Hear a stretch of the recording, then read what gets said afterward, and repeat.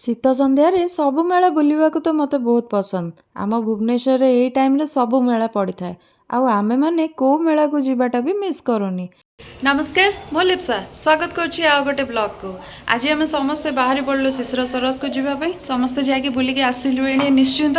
ଆହୁରି ଅଳ୍ପ ଦିନ ଅଛି, ତ ଆଜି ଭାବିଲି ଫ୍ରି ଅଛି ତ ଯାଇକି ଟିକେ ବୁଲି ଦେଇକି ପଳାଇ ଆସିବୁ। ତ ଆଜି ସମସ୍ତେ ଯାଉଛୁ, ତା ସାଙ୍ଗରେ ସେଠି ଆଉ କିଛି ଲୋକ ବି ୱେଟ୍ କରୁଛନ୍ତି। ଆପଣମାନେ ଆଉ ଟିକେ ପରେ ମୋ ବ୍ଲଗ୍ରେ ଦେଖିପାରିବେ, ତ ମୋ ସହିତ ଯୋଡ଼ି ହେଇକି ରହିଥାନ୍ତୁ। ଆସିକି ପହଞ୍ଚିଗଲୁ ଶିଶିର ସରସ 2026 ମେଳାରେ। ଦେଶର ବିଭିନ୍ନ ରାଜ୍ୟରୁ କାରିଗର, ସ୍ୱୟଂ ସହାୟକ ଗୋଷ୍ଠୀ ଓ ଉତ୍ପାଦକମାନେ ନିଜ ଉତ୍ପାଦନ ପ୍ରସ୍ତୁତ କରିଥାନ୍ତି ଓ ଏଠି ପ୍ରଦର୍ଶନ ବି କରିଥାନ୍ତି। ସବୁଠୁ ବେଷ୍ଟ ପାର୍ଟ ହେଉଛି ଛୋଟଠୁ ବଡ଼ ସବୁ ଜିନିଷ ବହୁତ ସୁନ୍ଦର। ଲୋକଙ୍କ ବ୍ୟବହାର ବି ବହୁତ ବଢ଼ିଆ ଥିଲା। ପ୍ରତିଟି କାରିଗରଙ୍କୁ ମୋ ତରଫରୁ ସାଲ୍ୟୁଟ୍। କେତେ ପରିଶ୍ରମ କରି ଏଇ ସୁନ୍ଦର ଜିନିଷ ସବୁ ତିଆରି କରୁଛୁ। ଆଇରନ୍ରେ ତିଆରି ଏଇ ଛୋଟ ଛୋଟ କଣ୍ଢେଇ ଦେଖିକି ମୁଁ ତ ସେଠି ଅଟକି ଗଲି। ଆଗ ତାଙ୍କ ସ୍ନାପ୍ସ ବି ନେଲି ଆଉ ପଚାରିଲି କେତେ କ'ଣ ପଡ଼ୁଛି। ତାପରେ ବି ଆସିକି ପହଞ୍ଚିଗଲି ମାଟି ପାଖରେ। ଆଉ ମାଟି ଜିନିଷ ତ ଜାଣିଛନ୍ତି ମୋତେ ବହୁତ ପସନ୍ଦ। ଏଇ ଦେଖିଲେ ବାଉଁଶରେ ତିଆରି ଛୋଟ ଛୋଟ ଜିନିଷ କେତେ ସୁନ୍ଦର ହେଇଛି ନା। ତ ଏଇଠି ଟିକେ ଅଟକି ଗଲୁ। ଆଉ ବୋଉଙ୍କୁ ଗୋଟେ ଜିନିଷ ବହୁତ ପସନ୍ଦ ଆସିଗଲା, ଆଉ ସେଇଟା ହେଉଛି ଗୋଟେ ହ୍ୟାଣ୍ଡବ୍ୟାଗ୍। ହ୍ୟାଣ୍ଡବ୍ୟାଗ୍ ତ ବହୁତ ସାରା ଟ୍ରାଏ କଲେ, ତାପରେ ଟ୍ରାଏ କରୁ କରୁ କରୁ ଗୋଟେ ପସନ୍ଦ ଆସିଗଲା ତାଙ୍କୁ। ତ ବାର୍ଗେନ୍ ବି କଲୁ, କିନ୍ତୁ ବାର୍ଗେନ୍ କଲା ପରେ ବି ସେ ତାଙ୍କ କମେଇଲେନି। ହଉ ଛାଡ଼। ତାପରେ ଆମେ ପସନ୍ଦ କଲୁ ଗୋଟେ ଫୁଲ ଚାଙ୍ଗୁଡ଼ିଟେ। ଫୁଲ ଚାଙ୍ଗୁଡ଼ି ତ ନେଲୁନି, ତାପରେ ସେଇଠୁ ଗୋଟେ ବଡ଼ ସାଇଜ୍ର ଗୋଟେ ଫଳ ଚାଙ୍ଗୁଡ଼ିଟେ ଥିଲା, ତ ସେଇଟାକୁ ଉଠେଇଲୁ। ସେଇଠୁ ଆମ ଜିନିଷ ନେଇସାରିଲା ପରେ ଆଗକୁ ଟିକେ ଚାଲିକି ଗଲା ପରେ ବାବା ମାମା ସେଠି ୱେଟ୍ କରିଛନ୍ତି। ତ ସିଏ ତାଙ୍କର ଜିନିଷପତ୍ର କିଣିକି ଆମକୁ ମାନେ କେତେବେଳୁ ୱେଟ୍ କରିଥିଲେ, ତ ଆମେ ଯାଇକି ପହଞ୍ଚିଗଲୁ। ସିଏ ଦେଖିକି ବହୁତ ଖୁସି ହେଇଗଲେ। ତ ପୁରା ଫ୍ୟାମିଲି ଏକଜୁଟ ହେଇଗଲା। ଫ୍ୟାମିଲି ଏକଜୁଟ ହେଲା ମାନେ ତ ଗପସପ୍ ନିହାତି ହେବ। ତ ଗପସପ୍ ସାରିଲା ପରେ ଆମେ ବାହାରି ପଡ଼ିଲୁ ଅଲଗା ଜିନିଷ ସନ୍ଧାନରେ। ତା ଭିତରେ ମୋତେ ଏଇ ରାଧାକୃଷ୍ଣଙ୍କ ପୋର୍ଟ୍ରେଟ୍ ବହୁତ ସୁନ୍ଦର ଲାଗିଥିଲା, ତ ମୁଁ ତା'ର କିଛି କ୍ଲିପ୍ସ ନେଇଗଲି। ଦେଖିଲେ ପୋର୍ଟ୍ରେଟ୍ ଗୁଡ଼ା କେତେ ସୁନ୍ଦର ହେଇଛି ନା। କିଛି ବାଟ ଚାଲୁ ଚାଲୁ ଆମେ ବାପ ଝିଅ ଟିକେ ନିଜର ସେଲ୍ଫି ନେଇଗଲୁ।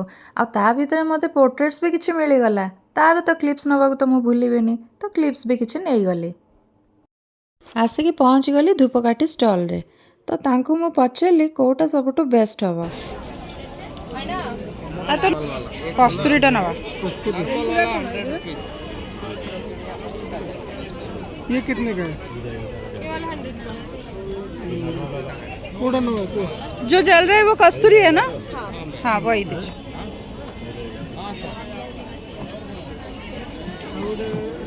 इधर थोड़ा हाय बोल दो।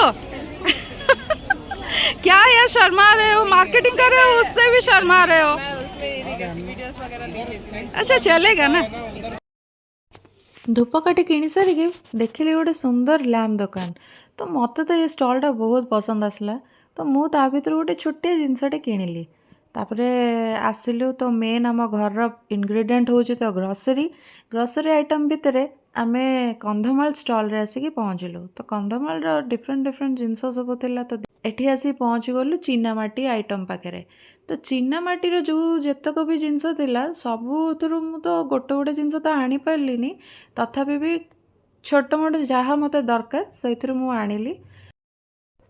ସେଇଠୁ କିଛି ସୁନ୍ଦର ଜିନିଷ ଦେଖି ଚାଲିଲୁ। ଆଉ ସେମାନେ ତାଙ୍କର ଟିକେ ଗପସପ୍ କରି ଚାଲିଛନ୍ତି। ସବୁ ଜିନିଷ ତ ଟିକେ ପ୍ରାଇସ୍ ଅଧିକ ତ ଥିଲା, ତଥାପି ମେଳାରୁ କିଛି ନ କିଣିଲେ କେମିତି ହେବ। ଏମିତିରେ ସନ୍ଧ୍ୟା ହେଇଗଲା, ଆଉ ମେଳାରେ ଲାଇଟନିଂ କାଫି ବଢ଼ିଆ ହେଇଥିଲା। ଆପଣମାନେ ତ ଜାଣିଛନ୍ତି ମୁଁ ଯୁଆଡ଼େ ଯିବି ପେଟ ପୂଜା ତ କରିବାଟା ତ ମଷ୍ଟ। ତ ଆସିକି ପହଞ୍ଚିଗଲୁ ଫୁଡ୍ ଷ୍ଟଲ୍ରେ। ଆଗ ମୋର କଫି କି ଚା, ତାପରେ ଆଉ ଯାହା ଖାଇବି। ତ ସେଇଠୁ ମୁଁ ତାଙ୍କୁ ଡିମାଣ୍ଡ କଲି ଯେ ମୋତେ ଦରକାର ବରା ଆଉ ଆଳୁଦମ୍। ତ ସେଇଠୁ ସମସ୍ତଙ୍କ ପାଇଁ ବରା ଆଳୁଦମ୍ ଆସିଲା।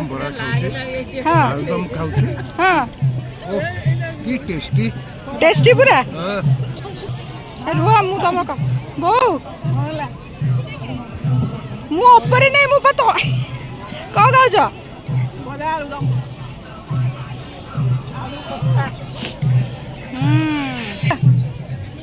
कौन खाइले छेनापोड़ ना मा छेनापोड़ खाया तो हाँ ठीक अच्छे बरा को आलुदम तमें कौन खाइब କ'ଣ ତମେ କହୁଥିଲ ଠୁଙ୍କା ପୁରୀ ଖାଇବ?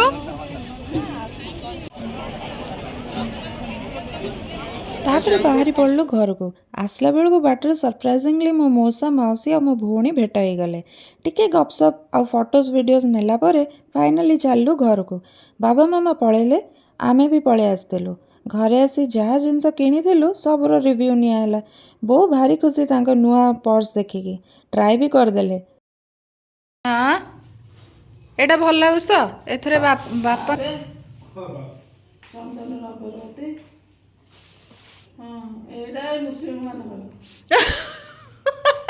ଆଉ ଆମର ଦେଶୀ କନ୍ଧମାଳ ମହୁ। ଏଇଟା ଗୋଟେ ଅଲଗା ପ୍ରକାର ପାମ୍ପଡ଼ ହେଇଛି। ରହିଲି। ଭିଡ଼ିଓଟି ଭଲ ଲାଗିଲେ ନିଶ୍ଚିନ୍ତ ଲାଇକ୍ ସେୟାର ସବସ୍କ୍ରାଇବ୍ କରିବେ।